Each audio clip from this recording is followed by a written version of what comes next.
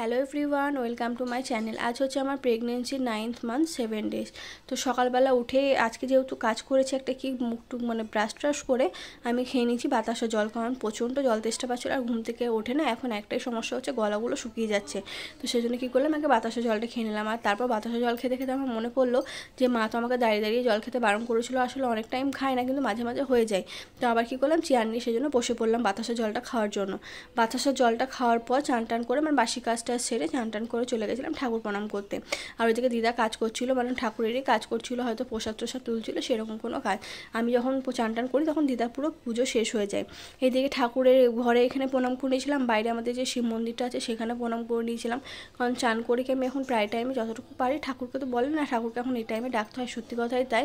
একটা সুস্থ সবল বাচ্চা আনার জন্য মাকে একটা অনেক কষ্ট করতে হয়, সেরকমই তাই।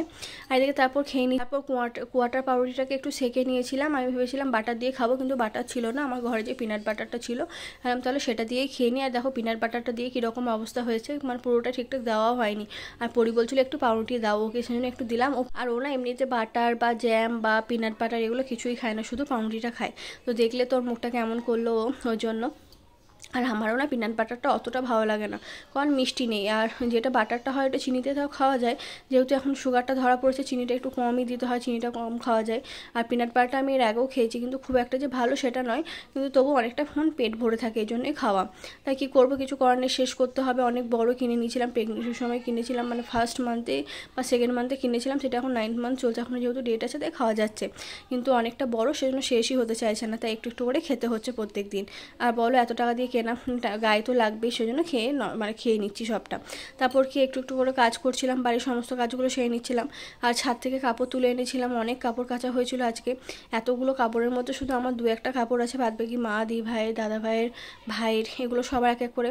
গামছাগুলো মা সমস্ত গামছা আজকে বাড়ি কেচেছিল, যেহেতু গরম জল দিয়ে, সেগুলোই গুছিয়ে দিয়েছিলাম। আর এদিকে ওদের তারকেশ্বর যাওয়ার যে জামাগুলো ছিল সেগুলো আলাদা করে ভাঁজ করে আলমারিতে ভরতে হবে, কারণ ওগুলো বিছানাতে ঢোকানো যাবে না, সেই জন্য। তারপর এদিকে আর কোনো ভিডিও নেওয়া হয়নি। পরির জন্য দাদু ছাতা এনে দিয়েছিল, সেটাই আর কি দেখাচ্ছিল, বলছিল মানিকপিঠে দাদু ছাতা কিনে দিয়েছে। আজকে দিনটা এইভাবেই কাটলো।